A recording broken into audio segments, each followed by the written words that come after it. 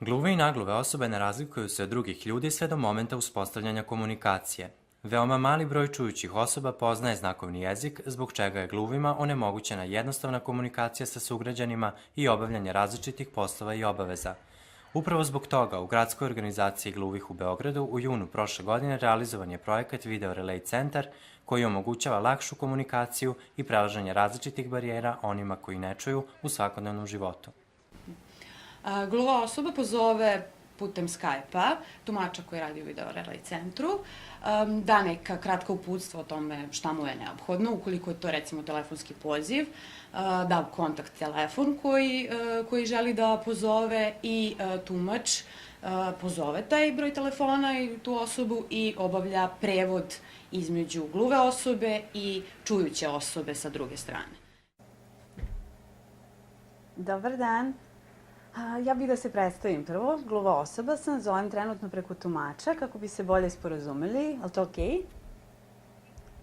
Hvala, najlepše. Ja bih htjela da rezervišem jedan sto, recimo oko 7 sati uveče. U petak, odnosno danas, da, to je danas.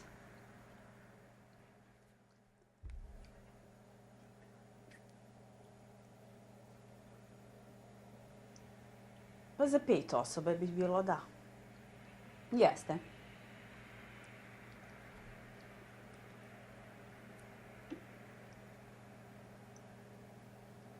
Na ime Jovana Gojković.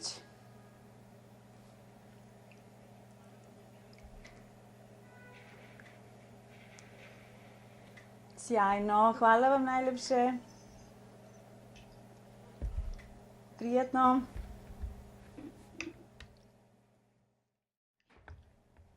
Cilj ovog projekta je osnaživanje zajednice gluvih da budu što više samostalni u svakodnevnom životu. U centru kažu da su oni posrednici u komunikaciji svim korisnicima širom Srbije u jednostavnim, ali i hitnim slučajevima, a da razgovor sa njima traje do 15 minuta. Najčešće su situacije koje pozivam Video Relay centar, recimo da naručim neku hranu, recimo picu ili nešto slično, ili ukoliko želim da proverim redosled vožnje, jer bi to u slučaju da ne postoji Video Relay centar bilo otežano u smislu što bih morala da idem direktno tamo. Olakšava mi prosto vreme. Ili recimo imam neke prijatelje koji čuju i sa kojima je mnogo lakše da obavim telefonski razgovor nego da pišemo tekstualne poruke. Neki puta je meni svakako mnogo, u stvari u većini slučajeva mi je mnogo lakše da na znakovnom primam informacije nego na pisanom srpskom. Video Relay centar omogućava, kako da kažem, olakšice, olakšava komunikaciju između gluve osobe i čujuće osobe u nekim situacijama.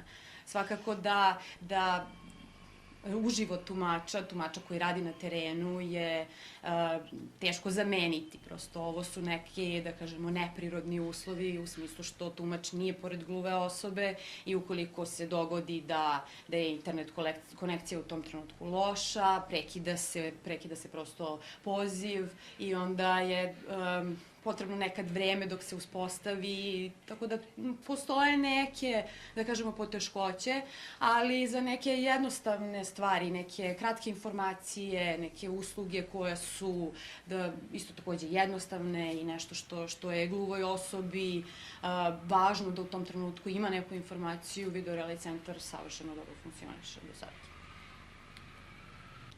Ono što bih želela da kažem, da ukoliko gluva osoba poziva neku čujuću osobu koju ne poznaje, ona će se uvek predstaviti da je gluva osoba i da koristi usluge tumača. Možda negde da sa druge strane postoji neko malo razumevanje da su tumači ti koji prevode samo komunikaciju između te dve strane i da prevode sa jednog jezika na drugi i obratno i da prosto imaju samo malo strpljenja. To je neka generalna poruka. Znakovni jezik je veoma važan ne samo za gluve nego i za čujuće osobe, jer se možda i više nego svetski jezici svakodnevno koristi. Potrebno je malo truda da bismo čuli one koje ne čujemo i da bi oni čuli nas.